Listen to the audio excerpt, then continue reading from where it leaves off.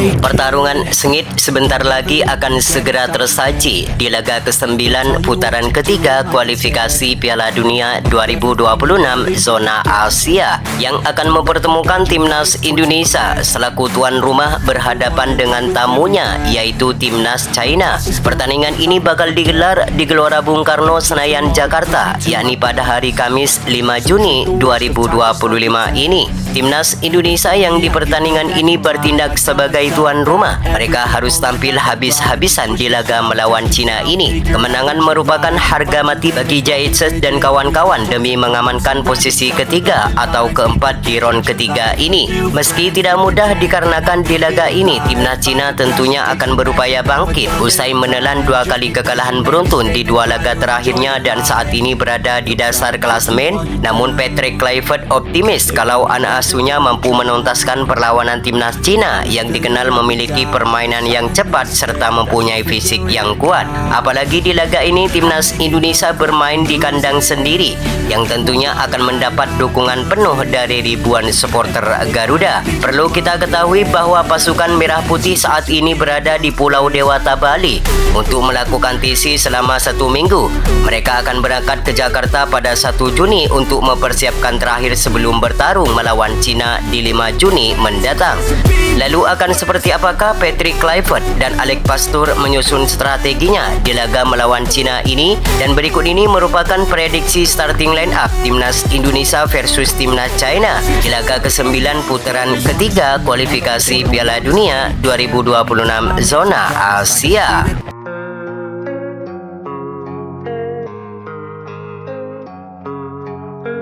Di laga melawan Cina ini, formasi 3-4-3 akan tetap menjadi andalan bagi pelatih timnas Indonesia yaitu Patrick Kluivert dengan Emil Audero sebagai penjaga gawang utama bagi skuad Merah Putih. Martin Paes sudah dipastikan absen saat melawan Cina di 5 Juni mendatang. Ini akan menjadi tantangan sekaligus pembuktian bagi Emil Audero di laga debutnya bersama skuad Merah Putih. Soal kualitas, ketenangan serta keberanian dalam mengambil keputusan, Emil Audero juga tidak kalah mentereng dari Martin Paes. Berbagai klub raksasa seperti Juventus, Inter Milan, serta Como 1907 pernah dilabuhi oleh pemain keturunan Mataram itu. Tidak hanya mempunyai refleks yang sangat baik, Emil Audero juga mempunyai ketenangan dalam mengantisipasi berbagai tendangan keras dari lawan. Maka tak ada alasan lagi bagi Patrick Kluivert untuk tidak memasang Emil Audero di laga penentuan melawan Cina di 5 Juni mendatang. Kemudian di sektor lini pertahanan, trio bek tangguh akan mengawal Emil Audero dari gempuran para pemain Cina, yakni Miss Hilger, Jaitses serta Rizky Ridho. Miss Hilger akan melakoni laga debut pertamanya di Gelora Bung Karno saat melawan Cina.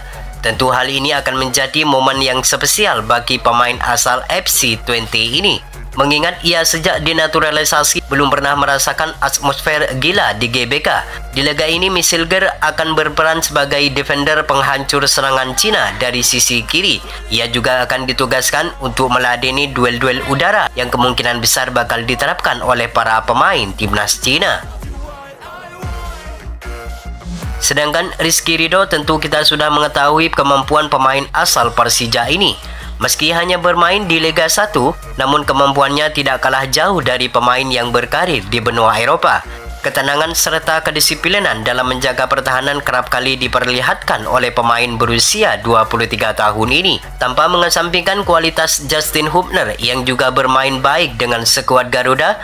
Namun Rizky Ridho dinilai lebih tenang dan lebih dewasa di dalam mengambil keputusan. Sedangkan Jaitses akan menjadi benteng terakhir di area pertahanan Garuda. Ia akan mengontrol permainan dari belakang. Selain ditugaskan sebagai kapten tim, Jaitses juga akan ditugaskan untuk meladeni duel-duel udara yang kemungkinan besar bakal diterapkan oleh para pemain timnas China. Dengan memasang trio Miss Hilger, Jaitses serta Rizky Ridho, pertahanan Garuda diharapkan semakin kokoh untuk membendung para penyerang Cina yang dikenal mempunyai permainan yang cepat serta mempunyai fisik yang sangat kuat. Sedangkan untuk wingback kanan dan wingback kiri akan menjadi Melek Kevin Dix dan Calvin Verdong. Calvin Verdong merupakan pemain yang selalu konsisten dalam penampilannya bersama skuad Garuda. Sejak debut dengan timnas Indonesia, pemain asal NEC Nijmegen ini belum pernah tergantikan di setiap pertandingan timnas Indonesia. Ketenangan serta keberanian dalam melakukan duel dengan para pemain lawan, maka tak heran jika Calvin Verdong selalu menjadi pilihan utama di skuad Merah Putih. Sedangkan untuk Kevin Dix, tentu kita sudah mengetahui kemampuan pemain yang satu ini. Kekuatan fisik serta kecepatan yang selalu menjadi andalannya akan menjadi nilai tambahan bagi timnas Garuda. Selain itu, Kevin Dix juga mempunyai kualitas umpan yang akurat yang akan memanjakan para penyerang Garuda yang berada di pertahanan lawan.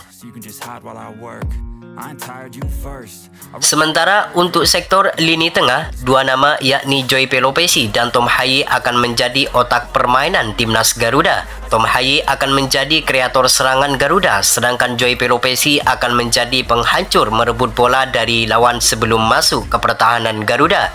Joy Pelopesi sudah melakoni debut dengan timnas Indonesia saat melawan Bahrain.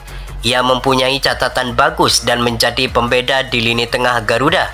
Ia mencatatkan 90% umpan akurat dan berhasil memenangkan seluruh duel di laga itu. Gak cuma itu saja, dengan hadirnya Joy Pelopesi, Tom Haye seakan bermain lebih leluasa dalam berkreasi untuk memberikan umpan manis kepada pemain Garuda.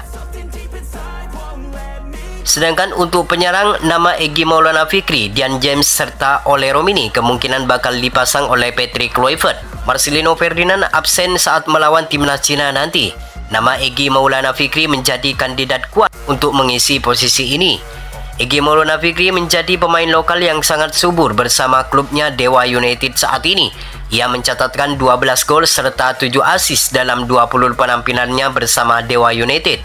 Hasil ini membuat pelatih Patrick Kluivert kepincut untuk memanggil pemain berusia 24 tahun ini. Selain Egy, di posisi ini ada nama Yakob Sayuri serta Eliano Renders yang siap menunggu di bangku cadangan saat melawan Cina nanti. Sementara Dian James akan menggantikan Ragnar Oratmangun di sisi sayap kiri. Seperti yang kita ketahui, Dian James sudah pernah melakoni debutnya bersama skuad Garuda saat melawan Australia. Penampilannya sangat baik. Ia tidak hanya fokus melakukan serangan, Dian James juga kerap kali membantu penyerangan. Melawan timnas Cina nanti, Dian James diharapkan mampu memberikan kontribusi yang maksimal bagi lini serang Garuda untuk meraih kemenangan penuh di saat melawan Cina nanti.